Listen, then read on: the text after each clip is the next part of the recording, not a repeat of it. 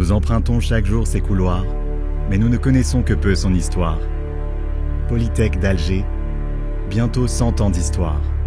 Pour tout raconter, il faut revenir un siècle en arrière, à une époque où Polytech, telle que nous la connaissons aujourd'hui, n'existait pas encore. Cette grande cité moderne où s'alignent des bâtiments dignes de n'importe quelle capitale. Et Alger, aussi bien par sa situation que par son activité, se classe au premier plan de l'avenir méditerranéen. L'Algérie en 1925. Colonisée, soumise, sous le règne des Français, vivant principalement d'agriculture. L'état d'industrialisation du pays commence à faire ses premiers pas. Un certain nombre de sociétés françaises viennent alors s'implanter en Algérie. Différents secteurs expriment un besoin en main-d'œuvre. C'est ainsi que la formation de techniciens supérieurs fut confiée à l'Institut industriel d'Algérie, créé en 1925 sur le site de Maison Carrée.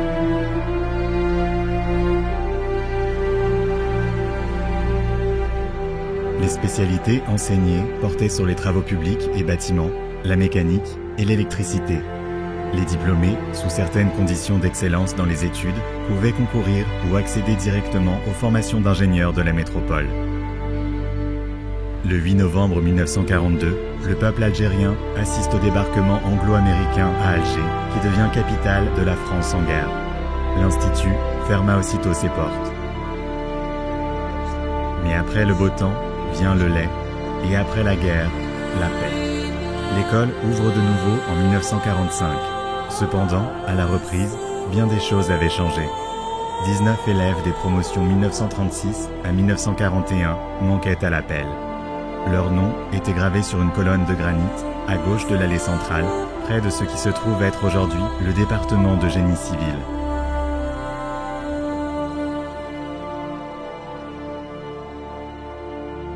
Exigence du trafic moderne, ouverte à toutes les possibilités des échanges internationaux. Les années 50 connurent l'ascension importante du secteur industriel et la découverte du pétrole en Algérie. Un pays riche qui, depuis son union avec la France, prend conscience de ses possibilités économiques.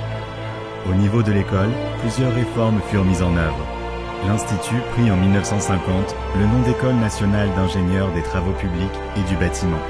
Et ensuite, à la création des nouvelles spécialités, électronique et électrotechnique, l'établissement se transforme en 1958 en École nationale d'ingénieurs d'Alger. Mais les années 50 connurent aussi la révolution algérienne, la guerre de libération nationale.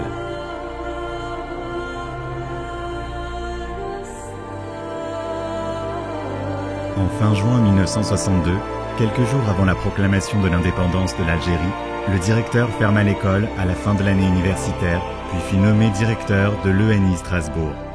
À la rentrée universitaire suivante, il recruta les élèves dont les études ont été interrompues et les intégra dans l'école où il entra en nouvelles fonctions.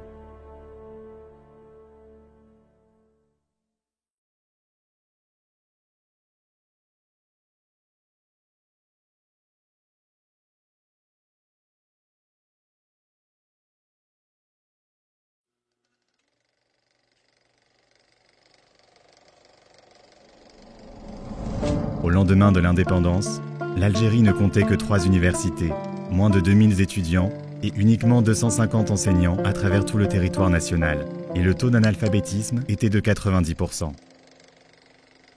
Il était donc plus temps que jamais d'inventer l'Algérie, de rattraper le retard accumulé pendant 132 ans de domination coloniale. Bâtisseur de sa société, le rôle que va jouer l'ingénieur par la suite est primordial. Et l'École nationale polytechnique a été créée en 1962 à l'indépendance. Elle a été créée pour former des cadres. On n'avait pas d'ingénieurs, on n'avait pas de cadres. Il faut se rappeler qu'à cette époque-là, les entreprises, les usines ont été désertées. Il restait juste les Algériens qui y travaillaient, qui ont maintenu un peu la marche de ces entreprises. Mais il fallait des dirigeants d'entreprise, il fallait des chefs d'entreprise, etc. Et l'objectif, c'était de lancer cette école-là et de réouvrir l'institut en face, qui est l'Institut national d'agronomie, l'INA, par exemple. Ce sont les 2 premières écoles. Ensuite sont venus d'autres instituts techniciens à Boumerdes, etc. Voilà. D'où l'engagement du gouvernement algérien à la réouverture d'une grande école d'ingénieurs dans le pays. afin de contribuer à la reconstruction de l'Algérie et ils choisissent de l'appeler l'École nationale polytechnique.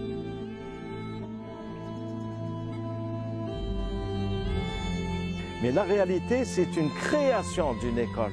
L'École nationale polytechnique découle d'une stratégie du gouvernement algérien dans le temps. En 1962, il fallait quoi faire de cet établissement? Il y avait des locaux, des équipements, il n'y avait personne dedans. Et M. El-Hajj Abdelaziz Abdeslam, Allah yarhamou, il a été appelé pour diriger cet établissement, pour voir qu'est-ce qu'on peut faire dedans. Et il y avait le litige entre former des techniciens supérieurs ou des ingénieurs. Et on a opté, heureusement, pour une école d'ingénieurs polyvalente. Une école où il y a plus de spécialités que dans l'ENIA. Où l'ENIA, ils ne formaient pas les Algériens, ils formaient les Français. D'accord? Ou ceux qui ont la nationalité ou la citoyenneté française. À part quelques Algériens qu'on peut compter sur les doigts d'une main. D'accord?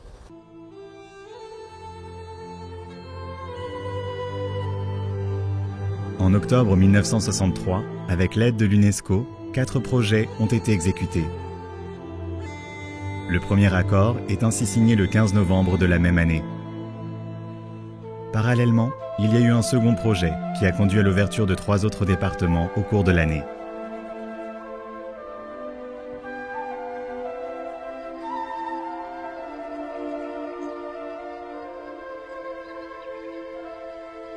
Le gouvernement, en réalité, le ministère de l'Éducation dans le temps, parce que l'école dépendait du ministère de l'Éducation nationale, a fait appel à l'UNESCO pour l'accompagner, pour l'installation des programmes, et avec des fonds du PNUD. Le PNUD. Donc le PNUD avec l'UNESCO, on peut dire que c'est eux qui ont fait l'ossature des programmes. Et l'ossature des programmes n'a pas été faite par n'importe qui. C'est par des académiciens de différents pays, des personnalités, des experts d'excellent niveau qui ont fait ces programmes-là. Et c'est grâce à ces programmes que l'école a évolué. Et progressivement, ces programmes ont été mis à jour. Et on peut raconter l'historique, comment maintenant on a algérianisé le personnel enseignant, la formation doctorale, etc.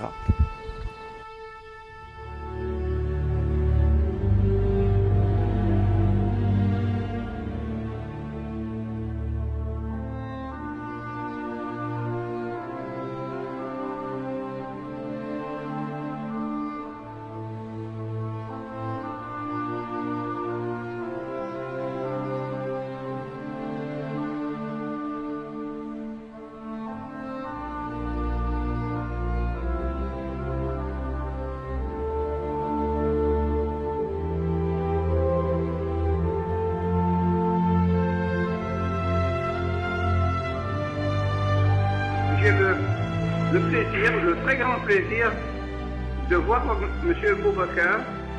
Et s'il me permet, je voudrais lui demander de bien vouloir transmettre mes meilleurs vœux à l'ensemble des enseignants, des étudiants de l'école et à l'ensemble des membres de l'ADEP que malheureusement je n'ai pas eu l'occasion de revoir étant malade.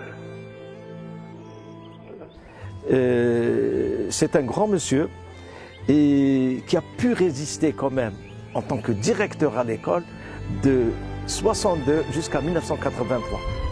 Et il n'a pas quitté en 83. Il y avait le professeur Chitour qui a pris la relève à l'autonomie de l'école et lui, le professeur Abdeslam, a continué d'enseigner jusqu'à après la retraite, en génie industriel d'ailleurs. Voilà.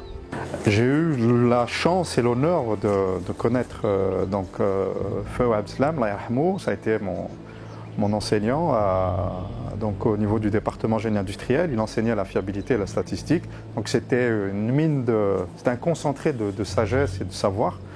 Il avait toujours beaucoup d'anecdotes à nous raconter aussi. Donc on l'écoutait religieusement.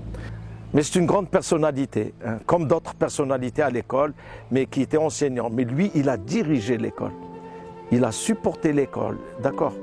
Et il l'a défendu à chaque reprise. Parce que, voilà, les situations l'exigeaient à chaque étape. c'est une personnalité qui représente l'école pratiquement. Quand on pense à l'école polytechnique, on pense rapidement au professeur Wahab Selem. Au départ, il n'avait pas de balayeur et c'est lui qui a balayé les classes. Vous voyez, il n'y avait pas beaucoup d'élèves. L'école était énorme pour une centaine d'élèves. Vous voyez, c'était énorme. Donc il n'y avait pas de budget, il n'y avait pas de balayeur, etc. Donc voilà l'hommage que je voulais lui rendre.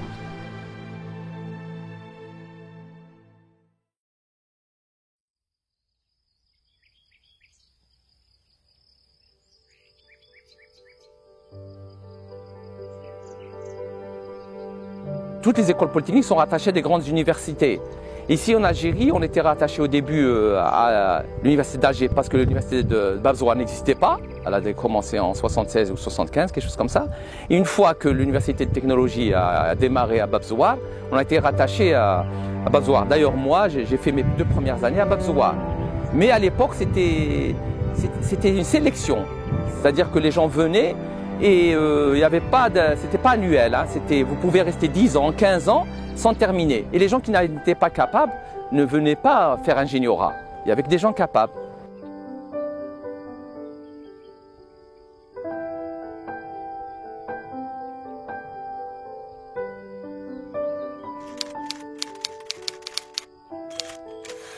Il y a eu le retour d'Algériens qui ont été formés à l'étranger, les ingénieurs polytechniciens qui sont partis vers les années 75-76. Ils ont terminé des PhD, donc ils étaient en mesure d'enseigner. Et ça coïncidait avec la crise économique de 86. Donc on voyait les coopérants étrangers quitter jusqu'en 89-90. Donc c'était la phase crise économique et algérianisation de l'enseignement à Polytechnique. Donc le staff est passé de 80-90% de coopérants. En 90, il y avait 80-90% d'enseignants algériens. Et bon, certains nouveaux, d'autres qui avaient acquis de l'expérience même à l'étranger. Je suis une génération qui a été envoyée à l'étranger pour être formée, justement pour algérianiser. On avait des contrats avec le ministère de l'Enseignement supérieur. Ils nous envoyaient, ils prenaient les 3 meilleurs de chaque promo, 3 à 5 meilleurs. Donc ce n'est pas toute la promo qui partait. Les autres étaient versés vers l'industrie et les meilleurs qui avaient les 3 premiers étaient envoyés à l'étranger pour faire des doctorats et revenir enseigner ici, sous contrat.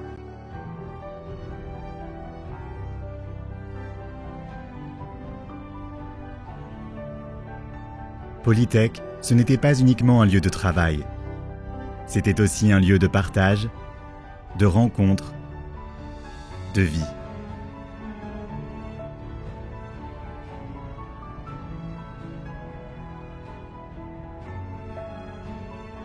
C'était ça qui avait de bien.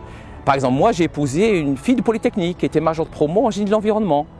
Et voilà, parce qu'on s'est connus à Polytechnique. Il y avait beaucoup de connaissances comme ça, des amis, on était vraiment amis. Même jusqu'à présent, quand on se rencontre et tout, c'est comme si on rencontrait des sœurs ou des frères. Il y a eu vraiment une confrérie, je dirais, entre polytechniciens. Je ne sais pas d'actuellement, parce que vous avez des clubs. Nous, à l'époque, on n'avait pas de club, mais on avait une relation très forte entre nous. Polytech, on y vivait en réalité. Alors en particulier à l'époque, je vais revenir un peu au contexte, c'était le terrorisme et donc il y avait le couvre-feu. Donc pratiquement on vivait tout le temps ensemble. C'est-à-dire les élèves vivaient tout le temps ensemble.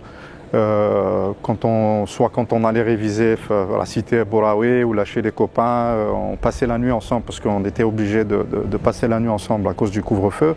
Et puis on vivait toute notre vie à Polytech. C'était une période qui était très difficile. Déjà, il y avait le contexte du pays, mais en plus, il y avait Polytech, qui était très difficile. Le système était très dur, il l'est encore, mais c'était beaucoup de pression, beaucoup de très bons élèves, donc une très forte compétition. On avait, chacun pensait être très bon et quand il arrive à Polytech, il se retrouve très moyen et ça c'est dur à avaler pour beaucoup. Et les souvenirs, j'ai beaucoup de très bons souvenirs, mais c'est pas nécessairement où je connais des roufs. ce qu'on faisait à Polytech, c'était tout ce qu'il y avait autour. Bon, il y avait les matchs de foot, on organisait régulièrement. Je vais citer Salim Koudil, génie hydraulique, qui d'ailleurs je crois enseigne au niveau des sciences fondamentales, qui nous organisait donc enfin 2 fois par an on avait les tournois de foot. On avait aussi un terrain de basket qui a disparu, un terrain de volley. Je ne sais pas s'il y a encore la salle de sport. Bon, il y avait beaucoup de ça, puis il y avait la gouache, les escaliers. Et qui qu'on a hargou les cours, le bhar.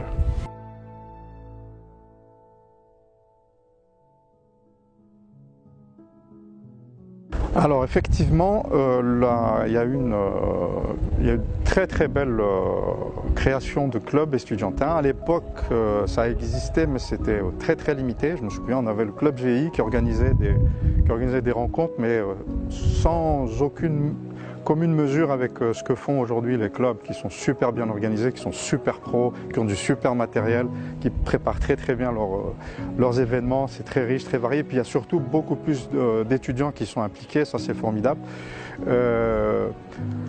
L'école, bien sûr, c'est une chance. Quand je dis l'école, c'est-à-dire que ce soit la direction ou que ce soit les enseignants sont très heureux de pouvoir contribuer. En tout cas, ce que je constate, c'est que les étudiants d'aujourd'hui sont beaucoup plus ouverts, beaucoup mieux organisés et font des choses dont on ne rêvait même pas à l'époque. Hein. Donc ça, je les félicite et je suis souvent impressionné par ce qu'ils font. Pour le moment, nous comptons 6 clubs.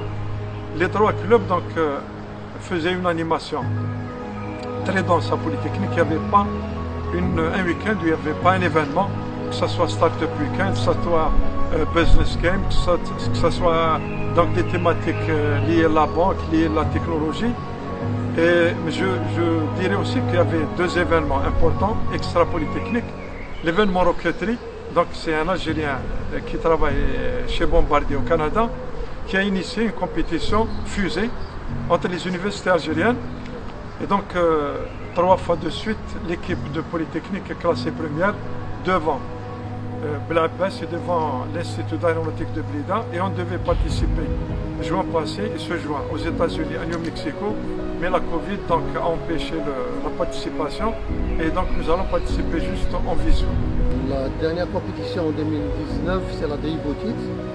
Les étudiants pluridisciplinaires, c'est une équipe pluridisciplinaire qui a participé à cette compétition qui a eu lieu en Allemagne. Ils ont été qualifiés pour la phase suivante, c'est-à-dire la réalisation du prototype, ensuite la suite de la compétition, chose qui n'a pas eu lieu faute du Covid. Mais je dois dire que les étudiants, quand ils participent à ce genre de compétition, représentent dignement et fièrement l'école Polytechnique. Polytech, c'est une famille en fait. Hein, et une fois qu'on rentre, on la quitte jamais. On garde le contact, moi, avec... je suis donc ancien élève diplômé, mais aussi enseignant, donc j'ai un peu les deux casquettes.